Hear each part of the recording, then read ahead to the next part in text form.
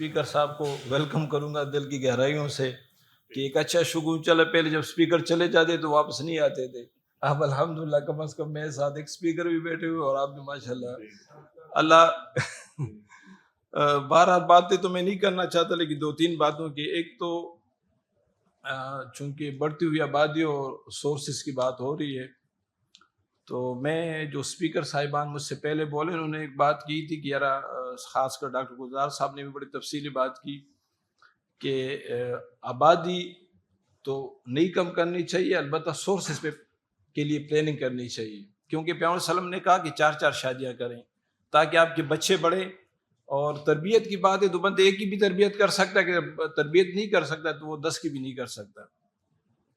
لیکن جو ڈاکٹر گلزار صاحب نے چین کی بات کی تو وہاں پہ آبادی تو بڑی ہے لیکن انہوں نے اس کے لیے سورس بھی بڑے پیدا کیے ہیں, مطلب انہوں نے سہولیات بھی ان کے لیے پیدا کی. اللہ کرے کہ ہمارے ملک میں وہ تعلیم ہو جو ہانسٹی کے بیس پہ ہو, تعلیم ہو لیکن تربیت کے ساتھ ہو, تاکہ ہمارے بچے جب بڑے بنیں گے, تعلیم یافتہ بنیں گے یا کسی پوسٹ پہ جائیں گے تو کم از کم وہ ملک کے لیے کام کرے, اپنے قوم کے لیے کام کرے, نہ کہ اپنی ذات کے لیے کام کرے. تو بہرحال میں تو ایک بات سے اتفاق نہیں کرتا کہ آبادی نہیں بڑھنی چاہیے. آبادی بڑھنی چاہیے کیونکہ ہمارے پیغمبر صلی اللہ علیہ وسلم کی حدیث ہے, اس کے خلاف نہیں جانا چاہیے, کبھی بھی کسی مسلمان کو نہیں جانا چاہیے. اور جہاں تک سورسز کی بات ہے تو یہ ہمارا فرض بنتا ہے کہ ہم اس کے لیے سورسز پیدا کریں. یقین کہ ہمارے پاس نومن ڈیم سے بھی 200 کروڑ سے زیادہ پیسے اس طرح سے بہت سارے پلاننگ ہے ہمارے صوبے میں, ہمارے پورے پاکستان میں.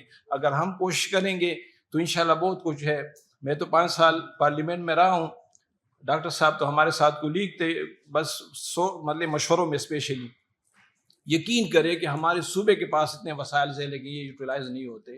اور میں ایک چھوٹی سی بات کر کے میں دلازاق روڈ بنا رہا تھا تو اے سی ایس نے, ایڈیشنل چیف سیکرٹری نے اس پہ آبزرویشن لگائی کہ ایک چھوٹا سا روڈ ہے 1.5 کلومیٹر کا, اس پہ آپ 2 کروڑ روپے لگا رہے ہیں. تو میں نے اس کو کہا کہ اے سی ایس صاحب آپ کے پاس 8 ارب روپے تھے, وہ آپ سے لیپس ہو گئے, وہ واپس پنجاب چلے گئے یا سینٹر کو چلے گئے. اگر یہ 8 ارب روپے اس وقت 2002 یا 3 کی میں بات کر رہا ہوں, اگر یہ 8 ارب روپے پشاور پہ لگ جاتے تو پشاور واقعی پھولوں کا شہر بن جاتا.